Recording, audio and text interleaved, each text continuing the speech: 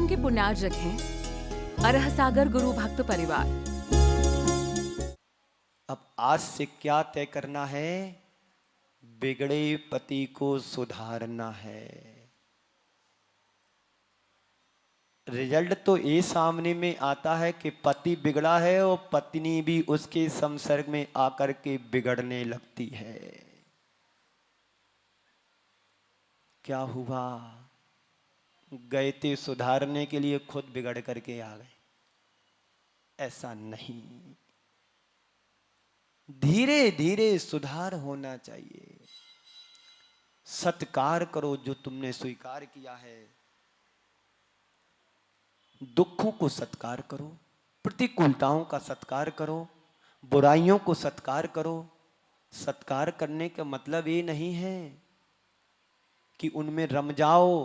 अरे सामने वाले की कमजोरी को सत्कार करके फिर उसको प्रतिकार करने का माहौल बनाओ। प्रतिकार करने के लिए उसके लिए निर्देश दो, दिशा बोध दो कि ये बात तुम्हारी ठीक नहीं है। हम लोग करते क्या है? बुराई को देखते हैं और टूट पड़ते हैं, जैसे भूखा शेर शिकार के ऊपर टूट पड़ता है। तो होता क्या है? बात बनने वाली थी बिगड़ जाती है, मामला गड़बड़ हो जाता है। उसको समझाने की कोशिश करो, स्वीकार करो, पहले उसको अपना जैसा बनाओ। ठीक है तुम ऐसा करते करो, पर धीरे धीरे उसको समझाओ कि ये ठीक बात नहीं है। इसको करने से ऐसा होता है, इसको करने से लीवर खराब होता है, इसको करने से किडनी खराब होती है। आदि आदि बातें जब उसको समझाएंगे तो प्रतिकार अपने आप होगा। जब प्रतिकार हो जाता है तो हमारे जीवन की दोष और दुर्बलताएं धीरे धीरे समाप्त होने लगती हैं। करके देखो प्रैक्टिकल।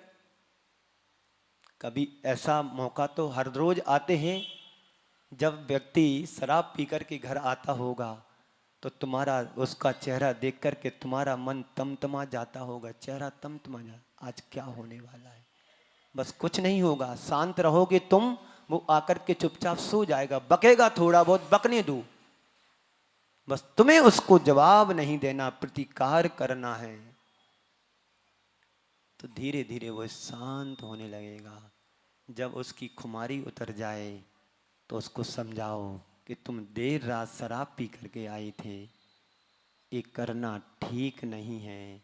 शराब की स्थिति में आपका माहौल कैसा होता है, शराब की स्थिति में आपका व्यवहार बर्ताव कैसा होता है, उसकी वीडियो बना लो और उसको अच्छे मन से प्यार से उसको दिखाओ और समझाओ कि देखो जीवन में सुधार करना है कि नहीं करना। ये तस्वीर देख लो तुम्हारी। ऐसा नहीं है किसी के अंदर सुधार ना होता।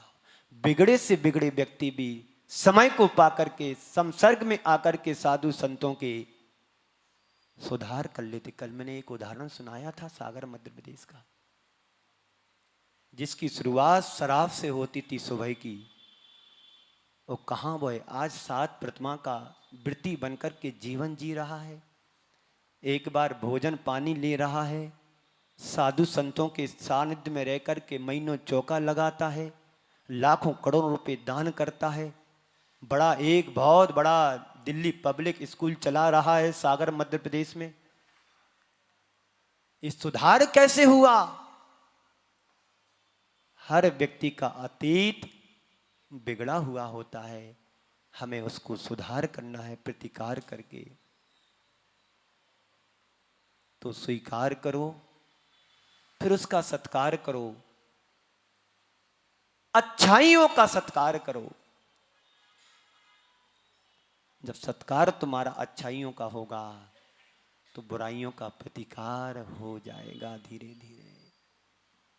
जब तुम्हारे जीवन से धीरे धीरे बुराइयां निकल जाएंगी तो जीवन में फिर क्या होगा? सुधार होना लगे। एक बहुत बड़ी कंपनी है, बहुत बड़ी फैक्ट्री है, उसमें बहुत सारे कर्मचारी काम करते हैं। लेकिन अचानक मशीन बंद हो जाती है तो क्या करते हैं? उसी स्थिति में चलाते हैं मशीन को कि सुधार करते हो? रोकते हैं, प्रतिकार करते हैं कि कहां पर फॉल्ट आया, कहां पर दिक्कत आई है, कहां पर परेशानी आई है, रुको, उसी क्षण रुको, उसी स्थान पर रुको।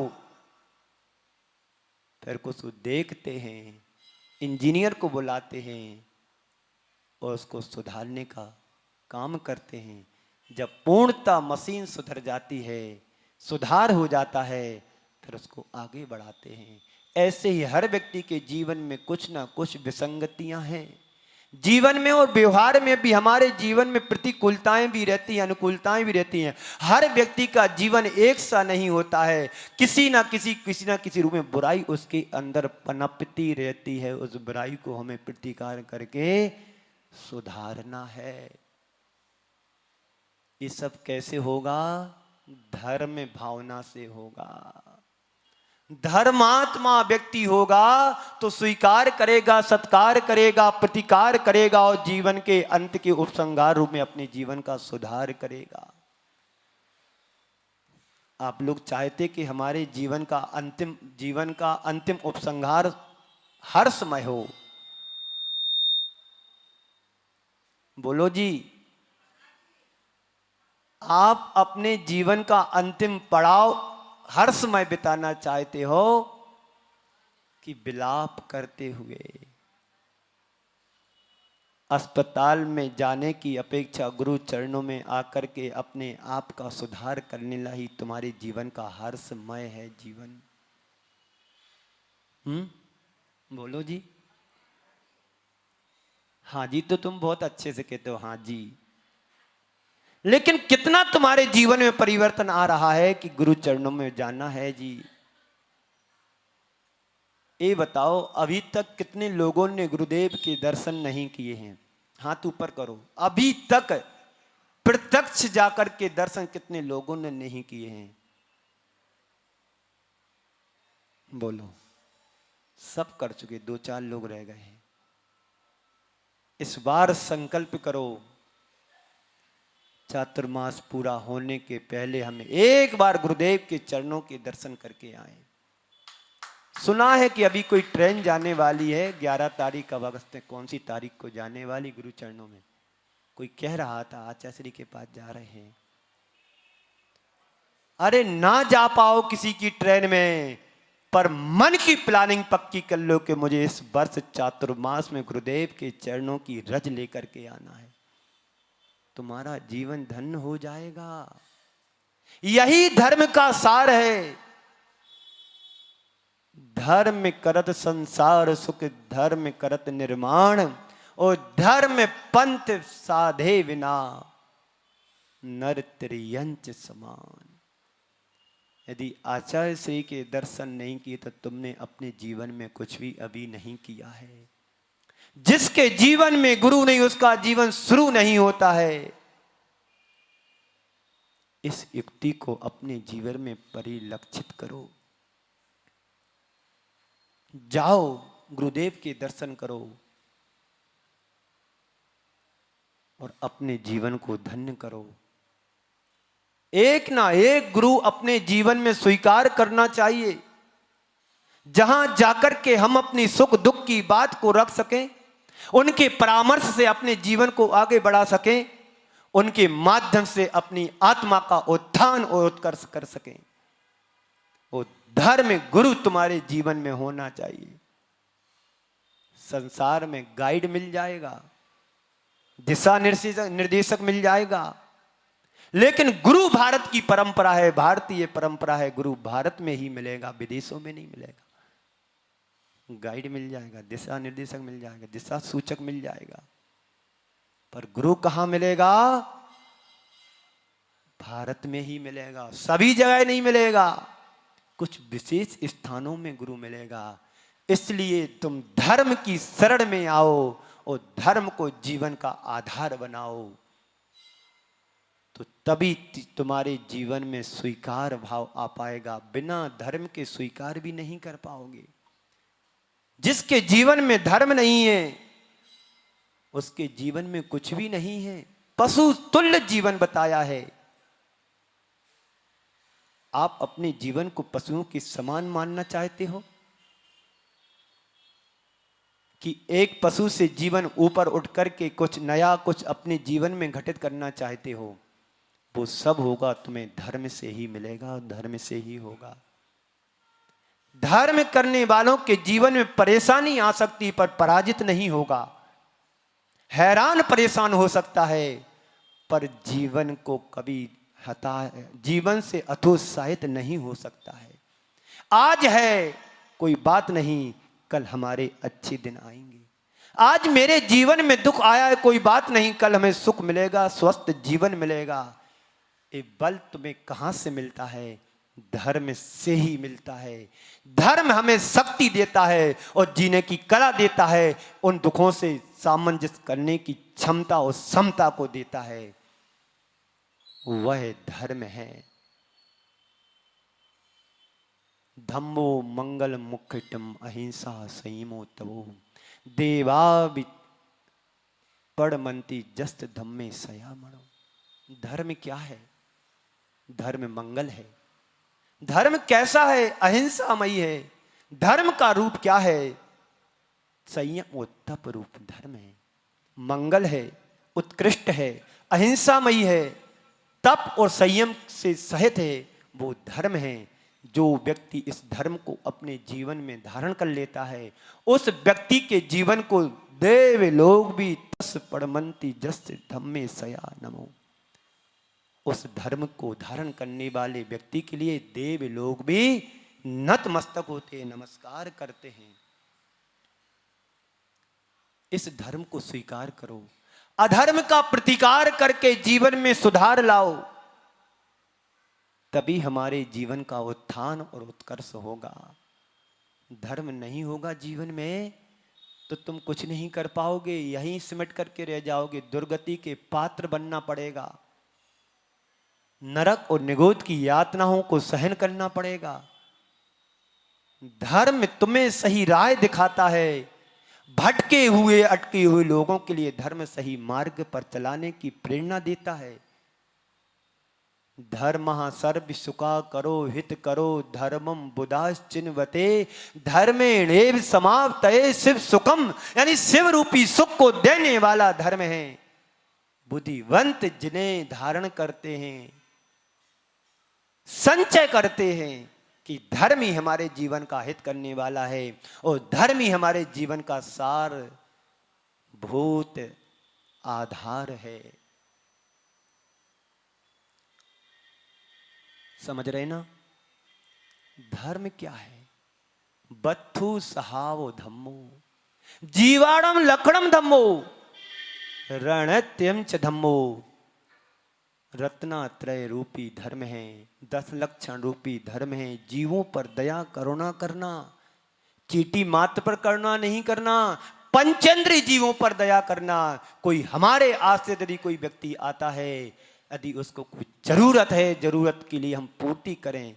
हम पूरा किसी को नहीं दे सकते, सब कुछ किसी को नहीं दे सकते। जो तुम खाते हो उसी में से 1-2% निकाल करके किसी की जरूरत की पूर्ति कर दी। जरूरतमंद के लिए हम थोड़ा सा सहयोग कर देते हैं, अनाथों के लिए, असहायों के लिए, दीन दुखियों के लिए और परेशानियों से गुजर रहे उनके लिए, पढ़ाई के लिए। यदि थोड़ा थोड़ा 100-100, 500-500 रुपए निकाल करके हम किसी का सहयोग करते हैं तो तुम्हारा कुछ नहीं बिगड़ेगा, सामने वाले का बिगड़ा हुआ बन जाएगा। एक गुल्लक बनाओ तुम अपने मंदिर में, परोपकार का उसका नाम रखो, परोपकार के लिए उस पर इतना ही नाम पर्याप्त है। दवाई वाला आए तो उसमें से निकाल करके दे दो, बीमारी वाला आए उसमें से निकाल करके दे दो, पढ़ाई वाला आए तो उसमें से निकाल करके दे दो, और दीन दुखी तुम्हें दिखे उसमें से निकाल करके दे दो। ये भी तुम्हारा करुणा दान माना जाता है। इस दान में विचार करने की बात नहीं होती है, ये भी एक धर्म का रूप है। क्या इसको हम स्वीकार नहीं कर सकते हैं? हमारी समाज में कुछ ऐसे भी गरीब लोग हैं जो आज है कल शाम को खाने के लिए नहीं है। महाराष्ट्र में जाकर के देखो, इतनी गरीबी है कि दूसरों के खेत पर जैन समाज की महिलाएं काम करने, फसल काटने जाती हैं। अभी साल 2 साल पहले बाढ़ आई थी, पूज्य मुनि श्री सुधा सागर जी महाराज ने और पूज्य मुनि श्री प्रमाण सागर जी महाराज ने कहा 20, 25, 50 करोड़ रुपया दान दिलवाया तुम्हारी समाज से। एक किसका प्रभाव है? धर्म का प्रभाव है, धर्म का असर है। इस धर्म को स्वीकार करो। मात्र मंदिर की पूजा तक सीमित नहीं रहना है। वैसे मुझे पता है दिल्ली वाले दिल वाले होते हैं और खोल करके दान देते हैं, किसी चीज की कमी नहीं रखते हैं। समझ रहे ना? इस मनोभाव को बना करके रखो हमेशा। एक हमारे पास मुरादाबाद से एक फैमिली परिवार आया है, कल शाम को आया। इधर आ जाओ, सामने आ जाओ। कहां गया वो? ओम, आइए। परिवार है ये, वो परिवार है। मैं पिछले 2-3 महीने पहले मुरादाबाद में था, अप्रैल के महीने में। वहां संपर्क में आ लोग, वहां के लोग भी इनको सहयोग करते हैं। खड़े हो जाए एक साथ। समाज के लोग व्यवस्था बनाते। 2-3 बच्चे इनके हैं, गरीबी है, परेशानियां हैं, करते हैं, मेहनत करते, लेकिन इनका पूर्व कर्म का पाप का उदय इतना चल रहा है कि करने के बाद भी ना बच्चों को ना इनको सफलता नहीं मिल पा रही है। तो हमारी समाज और हमारे के जैन समाज के लोगों को कुछ आगे आकर के अपनी मदद देना चाहिए। 100 रुपए 500 रुपए यदि आप अपनी पॉकेट में से दे देते हो, तुम्हारा कम नहीं होगा, तुम्हारा नहीं बिगड़ेगा, उनका बिगड़ता हुआ काम बन जाएगा। एक बेटा एमए कर लिया है, बार बार प्राय एग्जाम देता है, कंपटीशन एग्जाम में कुछ पेपर लेकर के आए हैं, 5-5, 10-10, 5-5, 15-15, 2-2, 5-5 अंक से पीछे रह जाता है। क्यों? पुण्य तो चाहिए इस चीज के लिए। मैं इनके लिए देने के लिए कह रहा हूं, सो ऐसी बात नहीं। मैं तो गुरुदेव के पीछे चलता हूं। गुरुदेव कहते हैं कुछ इतना पुरुषार्थ करो कि तुम्हें किसी से मांगना ना पड़े। लेकिन सामने बात आ जाती है तो हमें शर्म आती है, तो कुछ अपना सहयोग तो करना चाहिए। गुरुदेव के चरणों में बैठ जाइए आप। गुरुदेव के चरणों में एक बार एक ऐसा व्यक्ति जबलपुर का पहुंचा, 1995, 96, 92, 91 की बात होगी, अमरकंटक की, कि गुरुदेव मेरे लिए कुछ सहयोग की अपेक्षा से भर करके लेकर के मैं आया हूं, कुछ सहयोग कराएं। कोई महाराज जी से डील उसकी हुई, यानी चर्चा हुई। उन्होंने जो संघ का सिस्टम है भेज दिया, जाओ गुरुदेव के पास जाओ, वही सब कुछ करते हैं, उनका आदेश होगा तो जिसको आदेश होगा वो करवाएगा। गए वो, गुरुदेव के सामने अपनी पूरी बात रख दी। सबको लग रहा था, जिनके सामने उस व्यक्ति की बात हुई कि गुरुदेव मुझे बुलाएंगे, मुझे बुलाएंगे, सामने वाले की बात चल रही है। गुरुदेव ने इतना ही कहा कि दान करो। उस व्यक्ति के लिए कहा कि दान करो जिसके पास 100 रुपए भी उस जमाने में नहीं थे। इसका मतलब क्या हुआ? तुम अपने पुण्य को बढ़ाओ। हम पराश्रित कब तक जिएंगे? मेहनत करो, पुरुषार्थ करो, आगे बढ़ो। पर जब भी सफलता नहीं मिलती है तो हमारी समाज को थोड़ा थोड़ा सहयोग भी करना चाहिए। दान करो। वापस लौटा, पूछा जिनसे, जैसे जिन महाराज ने उसको समझाया था, भेजा था, बोले गुरुदेव ने क्या कहा? बोले उन्होंने तो ये कहा कि दान करो। अब बताओ, उसके पास 100 रुपए भी नहीं है, किराए के लिए पैसे भी नहीं है, कह रहे दान करो। तो उसको समझाते उस महाराज ने कहा कि देखो तुम्हारी गरीबी है, तुम्हारा असाता कर्म का उदय है, एक कर्म भगवंतों को भी नहीं छोड़ा है। अब तुम अपने पुण्य को बढ़ाओ और इसको दान पुण्य करो, जो तुम्हारे पास उसमें से दान कर दो। इस कार्यक्रम के पुण्यार्चक थे अरह सागर गुरु भक्त परिवार।